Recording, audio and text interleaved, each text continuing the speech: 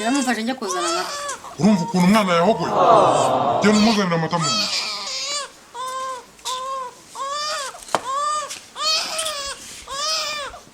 Apucucucu! Ampucuri!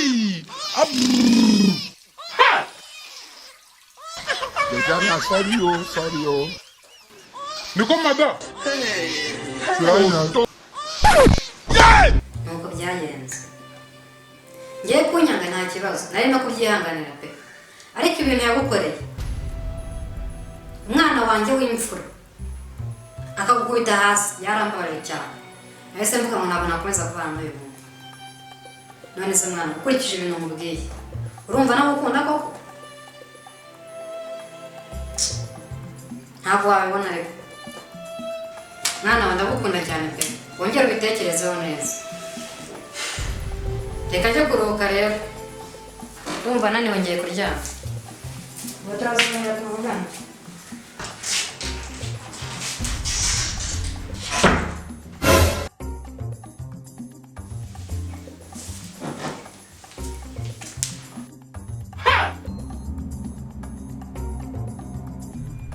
You will move out of this house.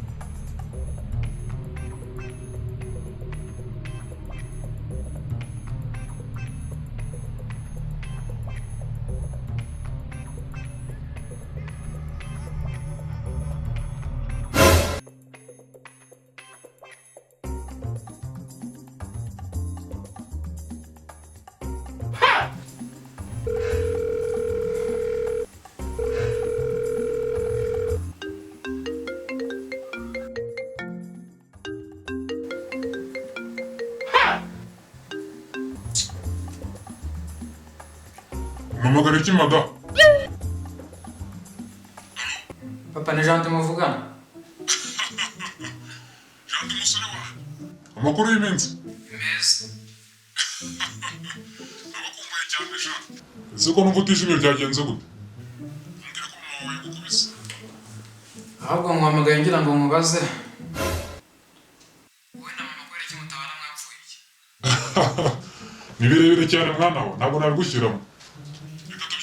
Oya bimbwire. Mama we yambwiye ngo uratwanga niyo mpamvu wadusize. Ego mana yo mwijuru. Ndabanga. Ariko uzi ko nari nzi ko mama wawe yahindutse. Ngaho rero mbwira byagenze gute? Nutabimbwira ngo ndaza kwemera ibya mama. Mwana wa rero ukuntu ibintu bimeze.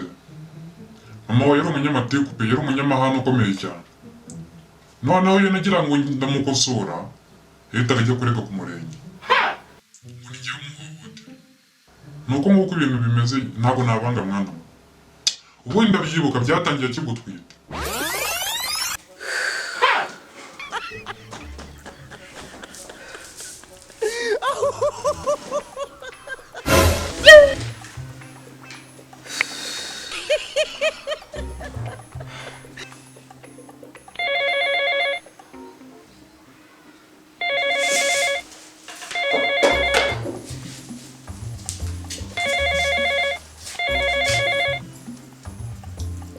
Allo? Zanira amazi yo kunywa.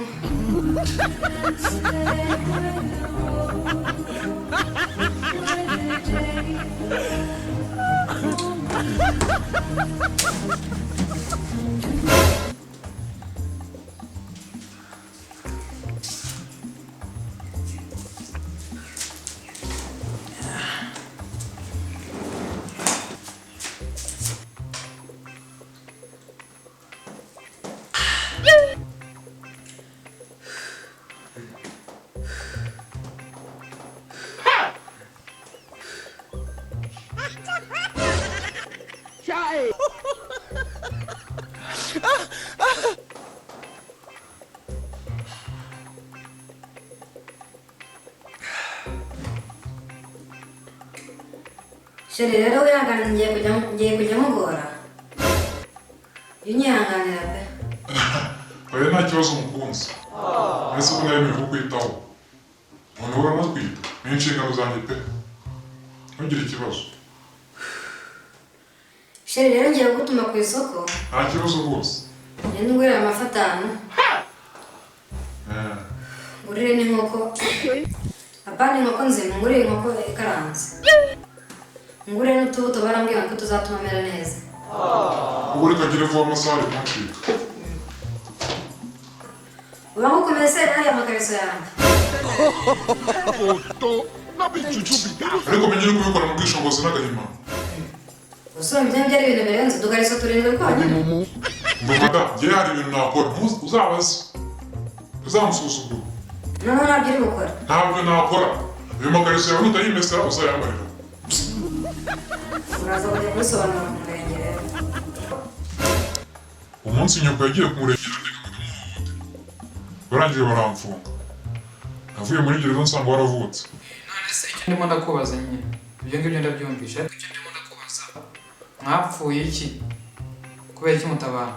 ntayo matiku yonyine hari ikindi se? ko yambwiye se ngo nkiri umwana ngo wankubise hasi. mu mana yo mu ijuru kunkuhora iki se kandi? wari unteruye nyiri uruhinja maze ndakunyarira uraterura ujugunya hasi. uyu mwana wa ntabwo ari uko byagenze. ni ukuvuga ngo ibyo yakubwiye nibyo koko. nari ndimo ndaguhuza nawe yaregeye mu nzu gukuzaga. mva mata akira akira akira umwana wawe aranyaraye akira njya guhindura imyenda.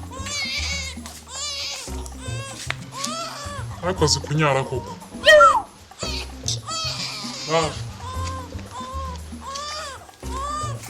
uwo munsi nyoko yanze gukomeza guterura arangije guteka ku idirishya. ubwo utagira isoni rwose agutereka ku idirishya. narasohotse nsanga waguye hasi ndarakara cyane ngira umujinya ndavuga nti uyu mugore ashaka kunyicira umwana wanjye w'imfura. mada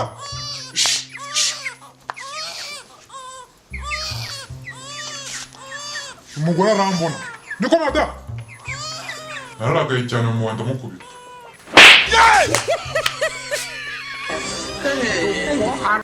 Uretse ibi uraza kuza kubisobanura ku murenge urabisobanura. ibyo byose bimaze kuba nyuma yaho yatse divorce. uko byagenze hari impamvu. How many times would they tell you? Ndaguhaye telefone yanjye. umenya ndi kuvugana na papa. umunsi mwiza. You know what I need to tell you?